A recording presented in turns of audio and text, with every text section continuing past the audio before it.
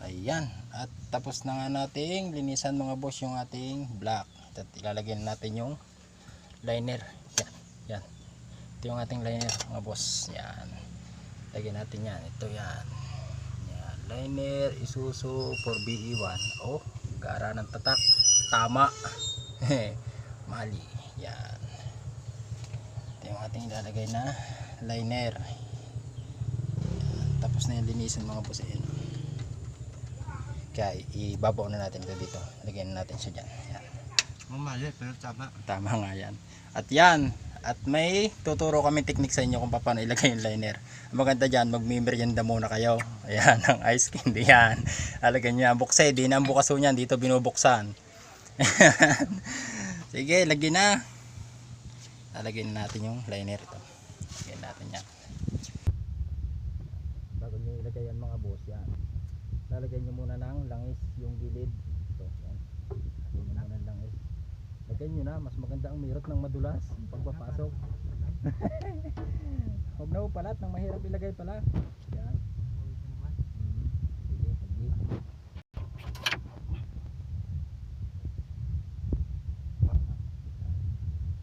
Yan pa daw, kukunin isang mali.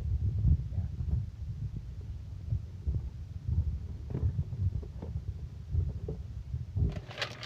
Oh, bagong bago eh. Yan. Padalawa. Okay, buo na eh. Danyot, kalawang ilagay pag may langay. Madulas si paso. Okay. Dalawa na.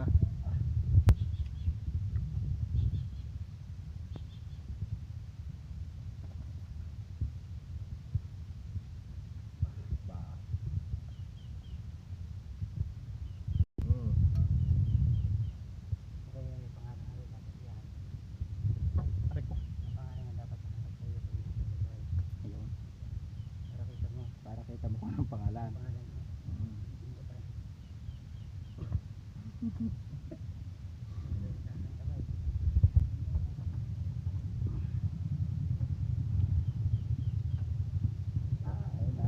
Pukpok na.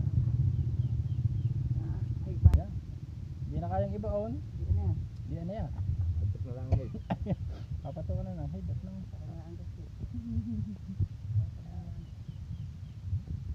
yan.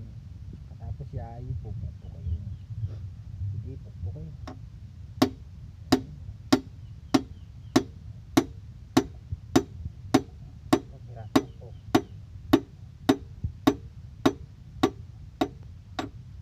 Oh, tama na. Tumulabas na.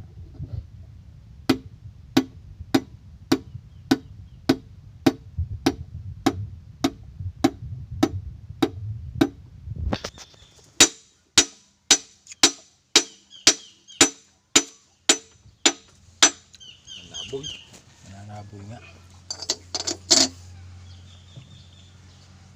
Camera eh.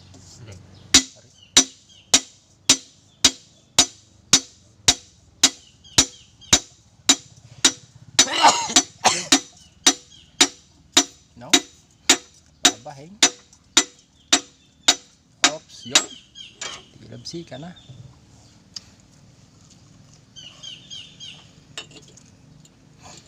Ang huli sa lahat.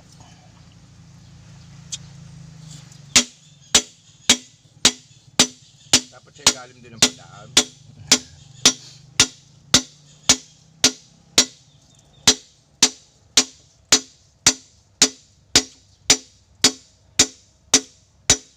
Patigas na saya. Patigas. Na. Hindi, mahina na lang pupok. Tandulo eh, di ni mas malakas Hindi na natanong pa. Are, kaya are malo ibaon. Malakas pa ito. Malakas pa tayo. Sunod, Pahina ng pahina. kaya na pa na kaya mabagal na Bawagan yung huli ano. Oo. Mahina. Ano? Malakas pa ang persa dito eh. Yan. Ayan, O tingin kayo hukutot, doon tayo magmula. Ganyan daw yun eh. Okay. Yan. Ayos. Ano yun? Pantay.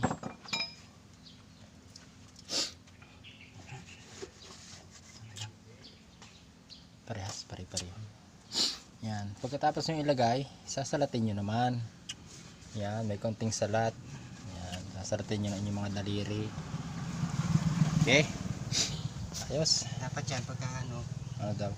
dapat yan, pagkikimin na lang sa salat na konti.